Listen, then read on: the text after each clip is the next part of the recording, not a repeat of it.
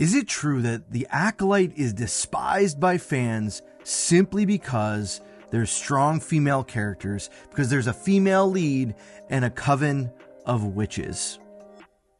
That's what's being said online, that if you don't like the current Acolyte, it's mostly because you hate women. This was fueled by Kathleen Kennedy in her interview with The New Yorker, where she said women are being attacked online in Star Wars because it's a male-dominated fan base.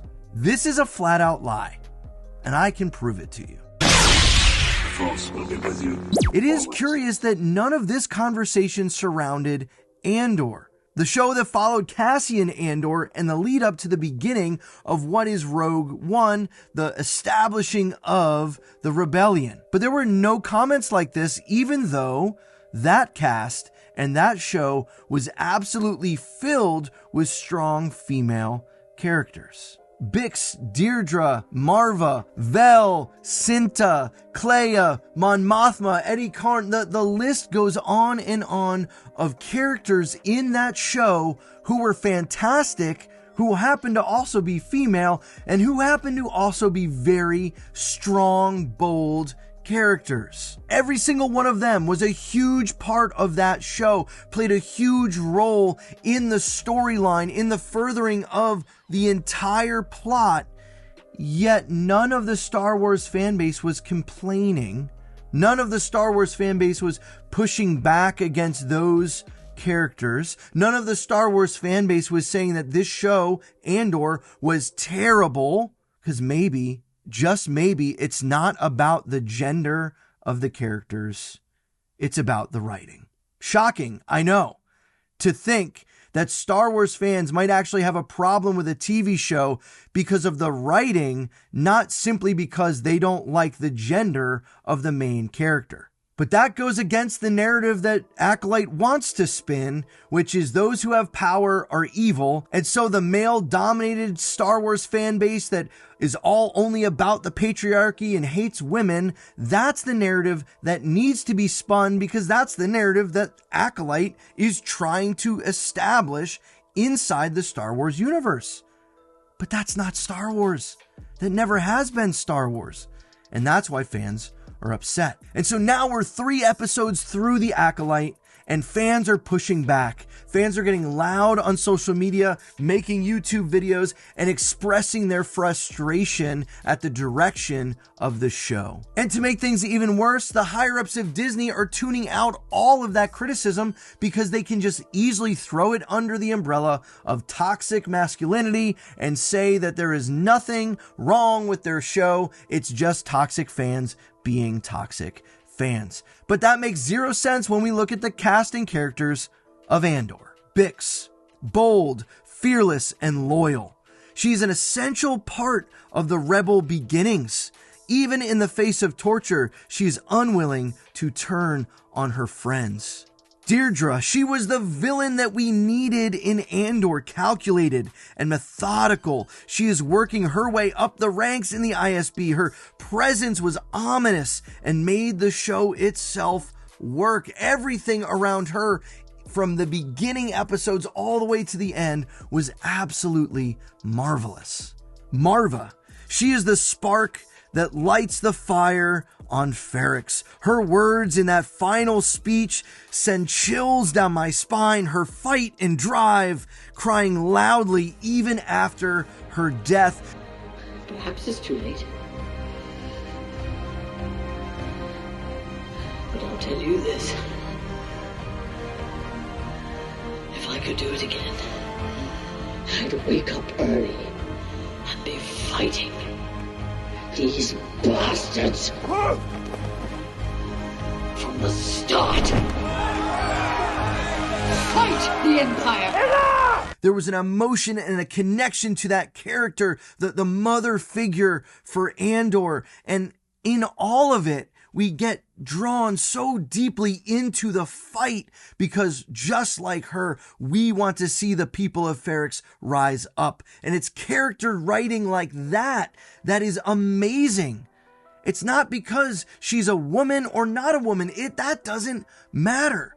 Vel and Cinta. Oh no, look, lesbians in Star Wars.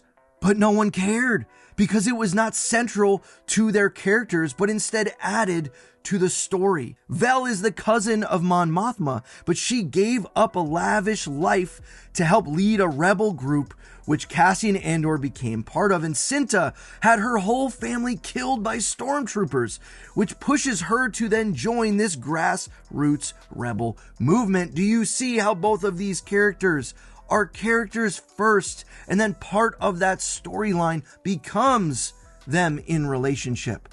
But no one complained. No one pushed back. No one was upset. No one had to have lines in the show like, hey, the galaxy isn't a safe place for women like us, because it wasn't about the agenda. It was about them as characters, as people in this story that we cared about, that we got emotional for, that we were worried would die. None of that is happening in the Acolyte. None of that is being built. Instead, we're just given these hollow characters with terrible writing, and we're expected to love it. And when we don't love it, we're told, oh, it's because you don't like women. Stop lying. That is not true. And then we have Clea, Luthen's right-hand woman who keeps him on track. She is the face of the business out front, and the truth is, without her cunning and craftiness, the rebellion wouldn't happen. Now, she might not have had a huge screen time presence, but the scenes that she was in were fantastic. Her character was, again, well written, and it was well acted. Things that we can't say about the Acolyte. You have Edie Karn in these weird scenes with her son when he's kicked out for being incompetent, and you get this sense of this dictator woman and just kind of heavy-handed with her son, and in those serial scenes and everything else going on, it just worked really well. She's the taskmaster that kind of sends chills down all of our spines, kind of feeling that same, oh no, that disapproval from your mom that could really actually bring up emotion for people watching. And she was fantastic. You didn't see anyone complaining about her. No, you don't. And then finally, Mon Mothma, the central figure of the rebellion, the one who's helping finance everything, the one who's getting everything built together, the one who's coordinating in the Senate, and eventually is the one who is the leader of the rebellion. But wait, Star Wars doesn't like women. Star Wars is against strong female characters. But that is absolutely false when you just take a step back and you look at the shows that are well written, well made, well produced, well thought out, and that are actually, good. That isn't to say that there aren't fans who have gone too far. That is absolutely the truth. And many of those fans are male. Why? Because there are more men who watch Star Wars than women. That's just the nature of it. And it's not just the female actresses that people go after. Look at how Hayden Christensen, Jake Lloyd, how they were treated. It's not just about Daisy Ridley and Kelly Tran, though those were two people that were dragged unnecessarily on social media. We are not suggesting that. And most of the people who are talking about Acolyte are not talking about the actors or actresses. We're not talking about them as people. That has not been, at least in my opinion, any of the conversation that I've seen. I've seen people talking about what they don't like about the show, period. And it comes back to the characters and the way that they've been written. You can't just say that the reason people don't like Acolyte is because it has strong female characters. That's an absolute and total complete lie. I've shown that and proved that through Andor, and I can prove that through the original trilogy, through the prequels. We could go through every single Star Wars piece of content, and I could show you that that's not truly the problem. So if you hear people parroting that as an excuse, shut up! Shh! Be quiet! You can just write them off because they are unwilling to actually have a conversation about what is wrong with this show. And if you're someone who's being toxic online, I'd encourage you, stop. There's no reason for that. We can disagree about the nature of this show. We can disagree about the nature of the Force. We can disagree about all of these things. And in the end, we don't have to get nasty. Let Disney be the one that continues to throw insults. Let Disney be the one that continues to alienate its fan base, because eventually it's going to catch up. And eventually Disney is going to have to deal with the consequences of completely destroying Star Wars and the financial ramifications that come with that. Because we know they're losing money. They're losing money. Streaming is not nearly as successful as it was. And because of the Acolyte, now the movies that are going to be coming out, people are not going to go to those movies. People are not going to go see the new Daisy Ridley Star Wars movie. Why? Because of what's happening here in Acolyte. It's all connected. And honestly, it's the wake-up call that I think Star Wars has needed for a long time. And this, even though it's been going on for years and years, for over 12 years, we've been getting this same kind of mess. I think this is the first time in a long time that the Star Wars fan base is actually starting to come together in agreement. Even if we don't agree on the prequels, we can agree on this horrible show, The Acolyte.